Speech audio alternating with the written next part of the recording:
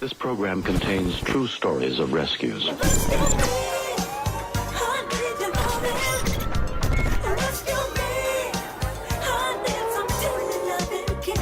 It's First Aid with Kelly Kinkaid. Welcome to First Aid with Kelly Kinkaid. I'm Kelly Kinkaid, and today we're going to talk about a subject that amongst your friends, you're having certain conversations because a lot is going on in the world and we're living in a new normal. And one of the popular topics that we're talking about now is COVID-19. So I wanted to bring in my guest, who is one of the most prominent names in physician leaders today. He is the executive director of the American Public Health Association. Welcome, Dr. Georges Benjamin. Kelly, thank you very, very much for having me today. The first thing I wanted to find out from you, you are the executive director from the American Public Health Association. Now, I've heard, we always get a lot of our messaging from the CDC. What is your purpose and mission of American Public Health Association versus the CDC? Is it the same? Are you all on the same like vertical level, or what's your mission? Well, think of us. So we're a nonprofit. We're a private sector organization. We're not government. We're a professional society of people interested in public health. And you know, we've been around since 1872. Wow. So we've been around a long time. Mm-hmm. And our goal is to try to just encourage people to be healthy. We do work with the federal government and members of Congress and the to just try to promote health and well-being. Okay.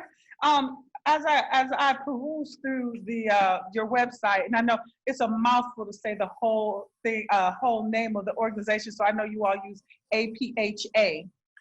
That's right. We use it as a noun. As a noun. I loved one of your quotes because we're talking about COVID-19. Many people have caught the virus. Many people have died from it. And there's a lot of questions.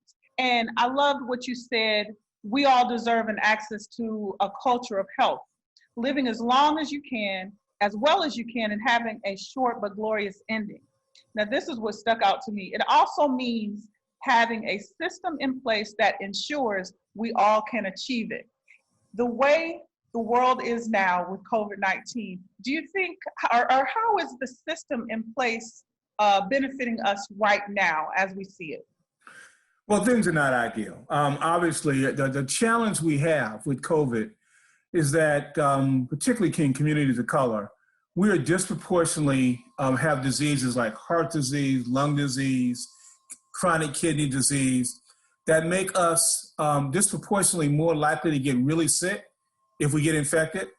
And the other more important thing, I mean, in addition to that, is that while I can personally stay at home and have this wonderful conversation with you, far too many of my friends and neighbors got to go to work every day. So they out and about. And a disease in which you get from other people, they're much more likely to be exposed every day than I am at home, regardless of all of our health status. Right. And, you know, when we were talking before we started this conversation, I was telling you, a lot of people say, my friends and colleagues always are saying, I'm so ready for it to get back to normal. And I'm saying, we're not going to get back to normal. With the new way of living with our face masks, face shields, how normal, or when will normal be for us? Well, look, you know, I think we have to recognize that every time something happens that's big like this in the world, it changes our outlook, okay? Whether it was World War I, World War II, Katrina, folks forget about how people's lives have changed after Katrina, right? Or COVID-19. So what we need to think about, I think, is that our lives are going to be a little different. It will take us a while because this disease is still rampant in the community, all over the globe. And while we were not a mask-wearing society, you know, before, in fact, I got to tell you, I used to laugh when I would see other people working. You know, when I go travel around the world and I see people wearing masks, I say, why are they wearing masks? Right. But we're probably going to be much more likely to wear masks in the future, much more likely to wash our hands, and much more likely to be a little cautious when we're around other people until we get a vaccine. until we get better control over this disease. And that's going to be about another year, to be honest with you. Let's talk about the vaccine. The vaccine is still being put into place. A lot of minds want to find out. A lot of people are very hesitant to taking the vaccine. But I had someone, Jay Valentine, who is from a California resident. He stated, "I have a big family, and if I can take the vaccine to be close to my family, because we're an affectionate family. We hug, we love to be with each other. Right now, we can't do that. I'm willing to take this vaccine." Then you have other people who are like, "I'm not taking the vaccine because it is scary." Where are we when it comes to this vaccine and the first batch of it? Like, it is a lot of, what should we do about this? How safe is it? Yeah. Okay, so let's talk about vaccines. So first of all, vaccine is just another kind of medicine. And I think we need to make sure everybody understands that. And many of us who have had to take medications, we take new medications that have undergone research studies all of the time. Right. And the vaccine is no different. Those of us who had kids who have taken that HPV vaccine for the human papillomavirus, or who are older and have had to have the shingle vaccines, we take new vaccines over time. So the fact that it's new shouldn't scare us. I think the important thing to know is that this vaccine is being studied. And like a lot of medications, in fact, most new medications have not had the public discussion like this one had, okay? It is not a silver bullet. It's not going to, it will certainly help us. It will certainly dramatically reduce the spread of infection. But at least initially, those of us who take the vaccine will still probably have to, wear a mask for a while, wash our hands for a while, watch where we go, because until we get a lot more understanding of how protective it is. But it's important, I think, for our listeners to know that the most important thing to know is whether it's safe. And at least so far, it's, this is all the studies now.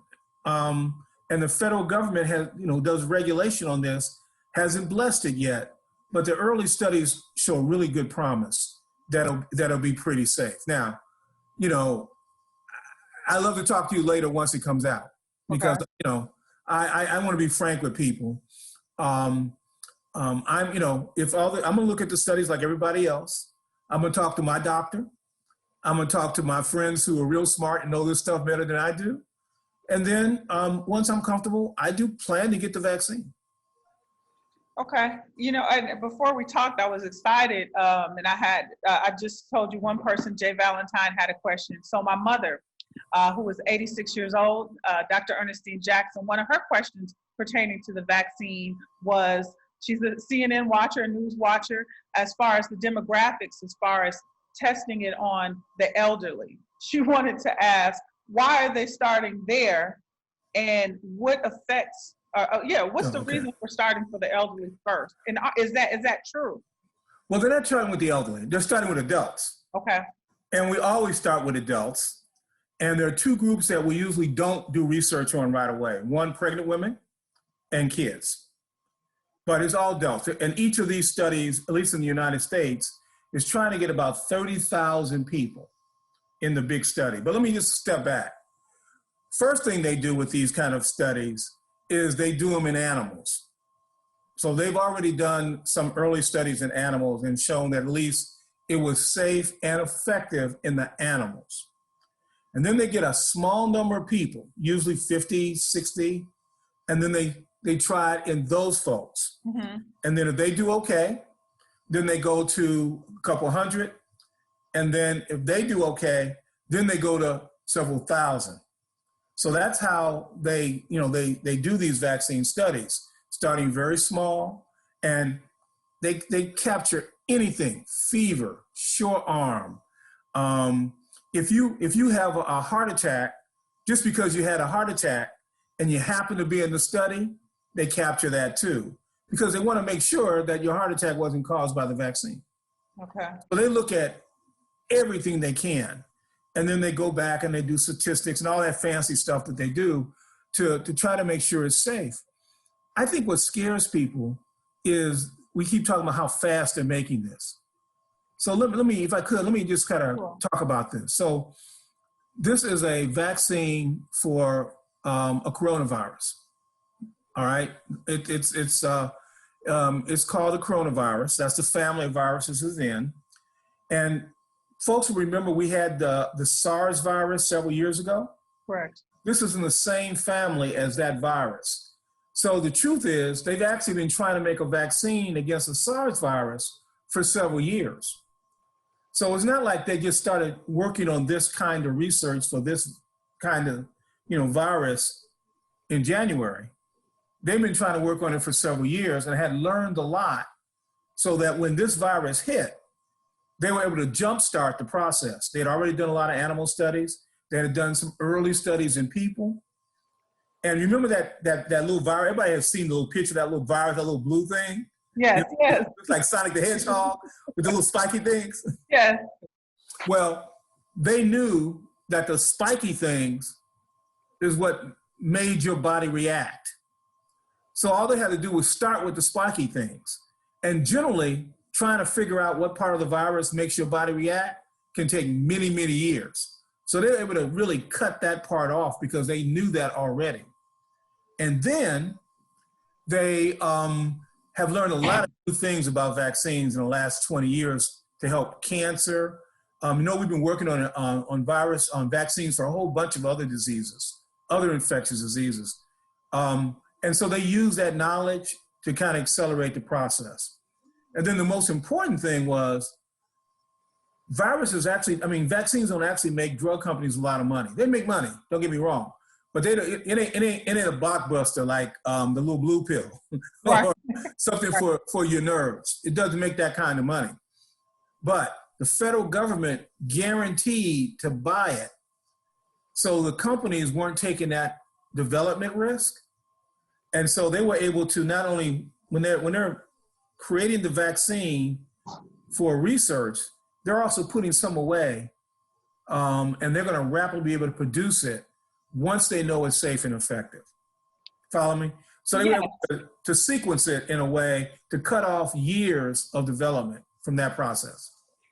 So as I retain everything that you're saying, it is a little overwhelming. And I think that one of the questions I want to ask, why has it been so much confusion with this? Because immediately when I talk about, if you're saying it started with the SARS and it was years in between that, now we have COVID-19. So what was going on when COVID-17, 16, 15 was happening? Is that such a thing? COVID-19 is just the year that it was discovered. Okay. There wasn't one in between. But what happened? The money ran out. See, this is what happens with our investment in science. We throw money at stuff, and then we get tired. The people that give us the money stop funding things. And so people take their projects and kind of shelve them. That's one thing that happened. So the money kind of ran out for that really robust research. That was unfortunate. That's a mistake. So a lot of us are really trying to encourage the government to put more money into research at a higher level and make a longer commitment much more strategically so that this kind of thing doesn't happen. But by the way, it happens all of the time. I want to talk about trusting the public health officials. People like you, when I talk to you, I feel safe. You sound comforting, but there's other people when we talk about the pharmaceutical companies and that it is a moneymaker, and people of color, for pushing people of color for vaccines. How can we trust them? Because you saying, I'm going to take the vaccine, but then when we look on the news, it's not trusting. And 2019, 2020 has been, I think the distrust amongst people has grown higher. How can we live longer and trust the public health to say, okay, we're going to take this vaccine? Yeah, our officials have done a terrible job at communicating with a uniform voice. And so let me tell you what I tell, I haven't practiced medicine for a while. I've been a paper pusher for, for several years now. Right. But let me tell you what I would tell folks, when I was taking care of patients. I was the ER doc. That meant, I had to go in and convince you that I was, you should do my advice in 5-10 minutes, right, when I saw you in the ER. And what I would tell folks was, look, here's what my best advice is, and here's why. So I try to be real transparent and real clear about that. And I also say, look, here's where you can get a second opinion from. Mm-hmm. Trust me, but verify what I say. And nowadays with Dr. Google, if you go to a trusted source, and there's some trusted sources and some not so trusted, you can check out what I say. In the old days, when I went to medical school, we had these very thick textbooks, and we had all the secret knowledge all to ourselves, and we kept that, all that stuff, and we would tell you stuff, and people couldn't get that information easily. Right. Different world we're in now. You can verify what I say. I think one of the challenges we have is social media gives a lot of misinformation. Auntie Sue and Uncle Joe, people get their information from them. They get their information from their grandmother. That's okay. Right. That's all right. But they need to verify it and just don't run off and do things. And if it sounds like it doesn't make sense, it probably doesn't make sense. Right. Most of us have common sense. So if it doesn't make sense, check it out first. Right. Speaking of the upcoming, we're in fall, the winter is coming. And it's being reported that COVID-19 rates are going to continue going up. How can we prevent that we're approaching, in addition to winter, holiday travel is approaching. Yeah. How can we prevent the numbers? I don't want to be a number and I want to see my family. It's a conflict of what should people do traveling during this holiday and in the winter. Yeah, let's be honest. Life is not risk-free. And so I talk to people about this, about reducing their risk, okay? And so there's several things one can do about reducing your risk from COVID. One of the first things that one can do is recognize that we're also in cold and flu season. So I encourage people to get their flu shot. And there's a couple of reasons for that. Number one, if I was still in the ER or your doctor's office seeing you, and you come in with fever, chills, muscle aches, and cough, maybe a little shortness of breath, okay? Those are the exact same symptoms whether you have influenza or COVID.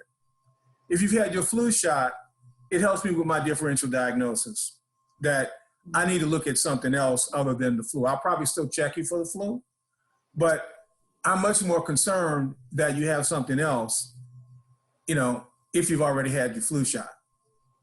I'm gonna dig a little deeper. First thing. Second thing is there's some early evidence now, that getting your flu shot kind of jumpstarts your immune process that might help you with COVID if you were to get exposed to it, okay? Not 100%, early studies, haven't gone through all that peer review, but it's interesting, okay? And a lot of us are out there doing all kinds of stuff, quote unquote, jumpstart our immune systems. Yes. Some of it works, some of it doesn't, I think, but honestly, this is real clear. The most important thing that all of us can do, of course, is good hand washing. This mask is wonderful. It is very effective. Wear your mask. When you're around other people, this mask turns out, I know we told people not to wear a mask earlier, we were wrong. This mask is very, very effective because the way I infect you and you infect me is the stuff that comes out of my nose and mouth, right? If I keep 6 feet apart, most of that stuff that comes out of my nose and mouth falls to the floor. Not all of it. Yeah, I can cough around the mask, but just common sense tells you that if I got this mask on, I'm less likely to put stuff in your face. And all of us have, been, of course, talking to folks and having them spit in our face, right? Right. We know that's true. Second thing is, the third thing, wash your hands. Third thing is keeping that distance as much as you can. And you asked about travel. So can you travel? Sure. Understand that you just have to make it as risk-free as you can. Okay. So driving someplace is safer than, being in any of the public conveyances. But if you gotta travel, wearing that mask, cleaning your hands and stuff after you've touched surfaces. And by the way, don't go anywhere if you're sick, right? Don't go to your family's house if you're sick. Don't go around grandma if you're sick. And have a plan. And I think that's that will reduce your risk. Mm-hmm. And that's all I can advise people to do. Now, I know if I could make all of us, stay at home and wave a magic wand, I'd do that. But I would look absolutely silly giving you advice that you're not going to follow. Right. So what I try to do is say, follow this best advice, stay home if you can, but if you got to travel, here's how you do so safely. And that's how I usually talk to patients. Okay. I want to get into, with COVID-19, Helen Smith of Detroit, Michigan asked about the after effects of COVID-19. First thing is, why are the numbers in African Americans higher? And what are the after effects? Is it different with African Americans and other races? And why? That's a wonderful question. So first of all people, 80% of the people that get infected seem to not have a lot of symptoms, don't get real sick. But somewhere between that 15 to 20% of people get real sick. You're much more likely to get real sick if you have high blood pressure, you're overweight, you have diabetes, you have chronic lung disease, if you're a smoker, if you're vaping. You're much more likely because you cause inflammation in your lungs, and you're much more likely to allows that virus in, okay? That's probably the simplest way to think about that. And it just turns out that folks of color are much more likely to have those chronic diseases. Right. Second thing is, I mentioned earlier, exposure. The fact that we're out and about in public transportation jobs, bus drivers, running a train, sanitation workers, working hotels, working nursing home workers, right? So we're much more likely to be out and about in quote unquote essential jobs. And so therefore you might much more likely get infected. There is a couple things that people ought to know. Kids don't get as sick as the adults, but when they do get sick, they get really sick. And so kids can get sick. Any of us can get sick. And the other thing we know is that there is some chronic diseases that go along with this. In other words, COVID itself, there's people that reported that they've been fatigued for a long time. They've had just real problems, continued shortness of breath, continued cough.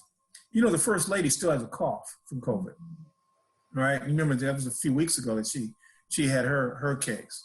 So we have people that certainly have that. Now, I think it's too early to know.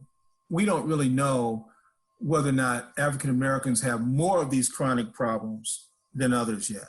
Mm-hmm. And I just remind folks, the disease, we've been dealing with this disease maybe 9.5, 10 months. So we'll know more probably, over the next year. But just know that there is a syndrome, a chronic syndrome. Whether or not we disproportionately have that chronic syndrome than, non-Hispanic whites, we do know that we're much more likely to get real sick if we have those chronic diseases and we get infected. Okay. Sure. Okay.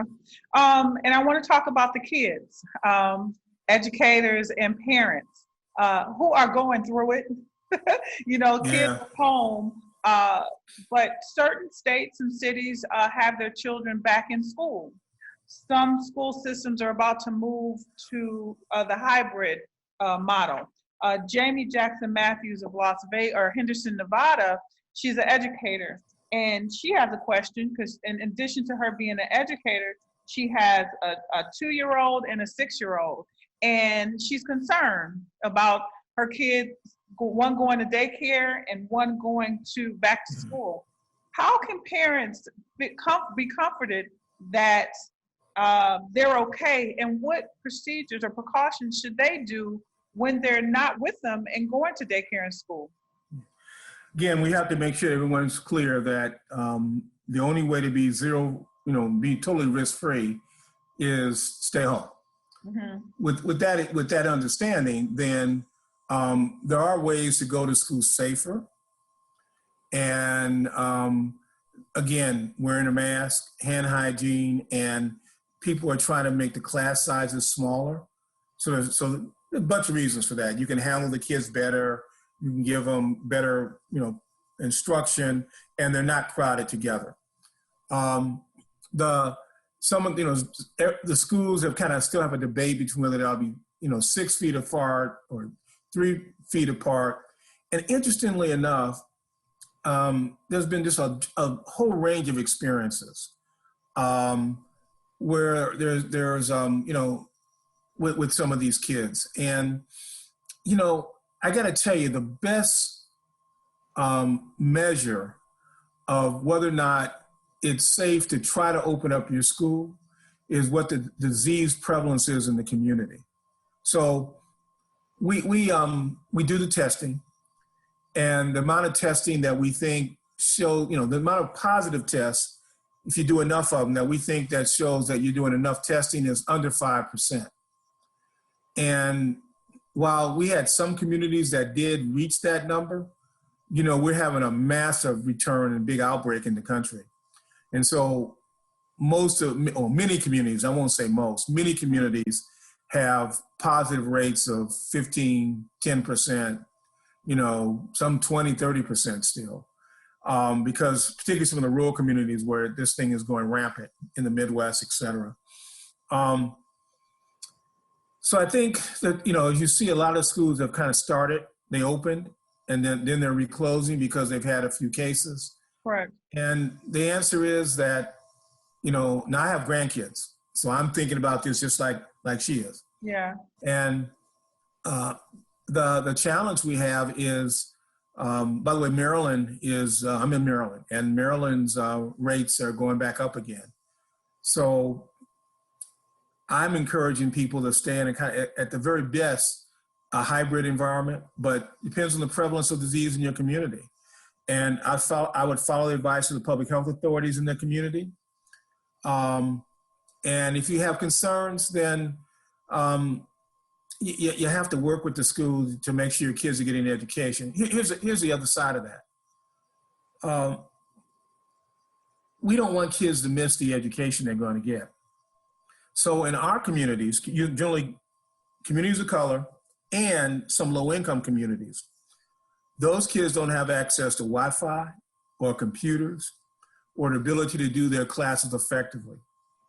And so what the schools are trying to do is trying to balance the risk of getting infected and the risk of, losing out on that education. Because once a child has lost those months of education, it's difficult to get back, right? Let me say one more thing. I think that it does require a really thoughtful discussion with your school teachers. And the concern that I have is not that, like I said, most kids do okay. Even if they get infected, most kids do okay. But grandma and sometimes the parents have chronic diseases. And so if the kids get infected, they're going to bring those diseases home to their parents. Right. Or their teachers. Or their teachers. So if you're a teacher, the school needs to have procedures in place to protect the teachers as well. The maintenance workers at the school. Anybody with chronic diseases. And so it does require a plan. And if the school has a plan, then parents ought to look at that plan and make sure they're comfortable with it. Does that help?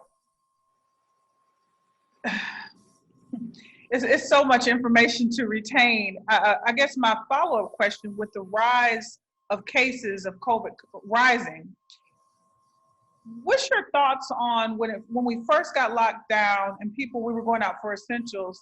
And this is something that I followed. When I would get in the house, take everything off, shower, get rid of that, get rid of what I had on, because it might be contaminated, or it might be COVID on your clothes, or what on your stuff. Should we be following that procedure still? I don't think we need to do all that stuff. Let me tell you, a couple things we learned about the virus. The virus dies pretty easily. Okay. And that's why you generally don't have to worry about your mail. There are reasons to wipe down your food, but but it's not necessarily COVID. So if I am infected and I cough on my hand and I grab a can of soup and you come right behind me and you grab that can of soup, yes, you might get infected. Okay. But the likelihood of that happening is very low. And even though in the laboratory, the virus can live around for hours, in the real world, it just doesn't seem to do that. There's not a lot of evidence that we're having big outbreaks from people touching stuff. Now, you can, right? Again, I cough on my hand, I touch a doorknob, you come behind me, you touch the doorknob, and then you self-contaminate yourself. Yeah, you can get it. But the washing the clothes when you get home and all that, because you went out shopping and that kind of thing, I recommend you don't have to do that. Now, what's the exception? People who work in medical facilities where you're around COVID patients, you should follow the infection control procedures of the institution in which you work. And you should follow their advice. You may remember in New York and some of the other big cities, some of the folks were so concerned about bringing the disease home to their family members that they didn't come home. They stayed away for a while they were on duty taking care of patients with the disease. And every institution, I think, has some protocols, and you should follow that. The other place you can look is the CDC's website. Gives pretty good advice. We should trust the CDC on this advice. I've looked at it, it's pretty good. Mm-hmm. They give pretty good advice on how to handle this and how families should handle that kind of stuff. And I encourage people to use, CDC is a trusted source on that. As a physician, so what I'm gathering, you're saying protecting this is most important. The eyes, the nose, the mouth. Yeah. Okay. Yeah. That's how it gets in your body. Not ears. You haven't had any cases of people getting COVID? I don't think that's the way to get it. No.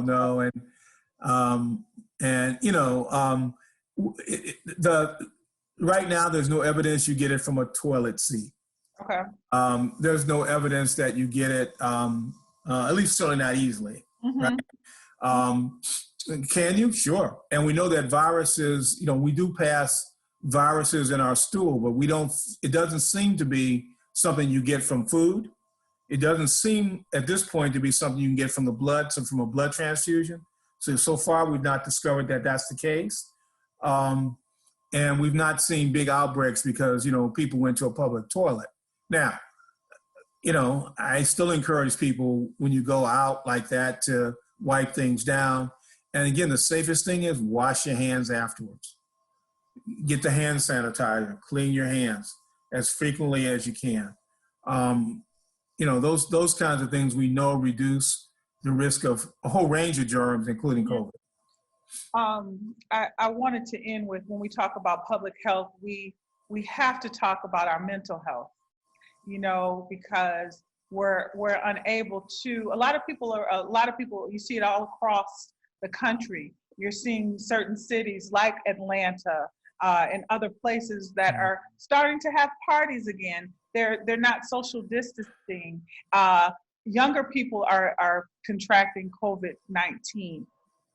Dr. Benjamin, what can we tell these people who, even young, old, who are missing that mental, that physical interaction? It's an emotional thing. What can we tell them? Because we've been doing this since March. We're headed to the end of the year, and they want to party. They want to get out and they want to do this. How can we What's the balance here? Yeah, well, you know, I just, that takes me back to college and medical school. Yeah, I partied hard, real hard. And I know partying, right? I miss it too. Yeah. Let me say two things. Let me just first talk about this whole issue of the emotional well-being of people. So first of all, we tell people to be physically separate and distance, but not to be socially disconnected, right? So that means certainly, you know, FaceTiming folks, Zoom meetings, making phone calls, talking to your family members, talking to your friends. There are many things that one can do to remain connected, first thing. Secondly, recognize that depression and mental, you know, and sadness, we need to elevate mental health to the same level as our physical health. And we need to make sure that if you have a family member that is overly blue or overly sad, that you reach out and get them some help. And if you're feeling that way yourself, please tell your family members and get some help. There are professionals that can help you with that, okay? Yeah. And this kind of event, just because we're disconnected and terrible stuff in the news and, you know, the fighting over the vaccine and what's right and what isn't, people are really upset, right? And afraid. And I was, by the way, I'd say that there is actually an epidemic of fear as well. So we should acknowledge it. We should deal straight on with it, not hide it, and help our family members and our colleagues and loved ones with that.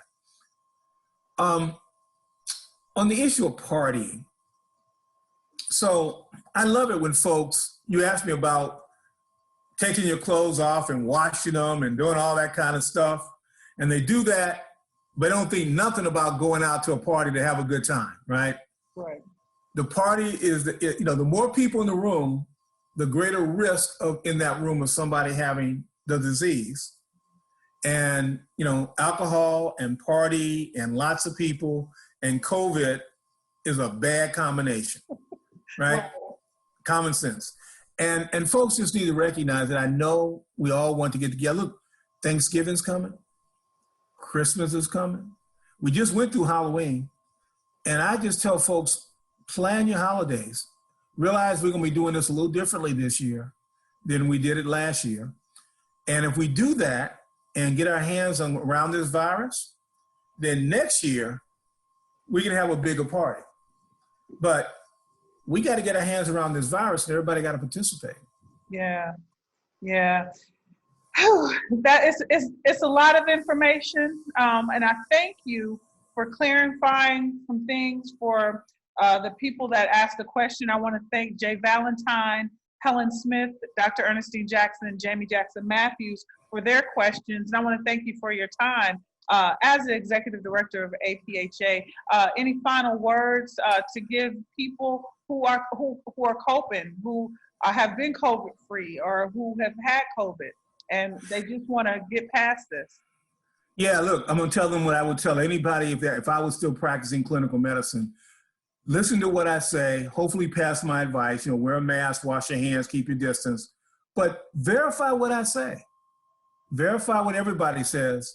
If you do that, you'll be stronger for it. The American Public Health Association website is apha.org. The CDC's website is cdc.gov. And if you're an international person, you want to hear what the folks at the World Health Organization think, is who.int, it's international. So Google us, verify what we're saying, and then, you know, my advice is to follow that advice and just do stuff that makes sense. Thank you so much. And Dr. Benjamin, we have to have you back when we get more information on the vaccine, because I know it'll be more questions, and I would love for you to come back and give some more insight on that. I would love to be, I'd be honored to do it. Okay. Kelly, this is wonderful. I enjoyed talking to you. I enjoyed talking to you too. I'm Kelly Kinkaid, and this is First Aid with Kelly Kinkaid. See you next time.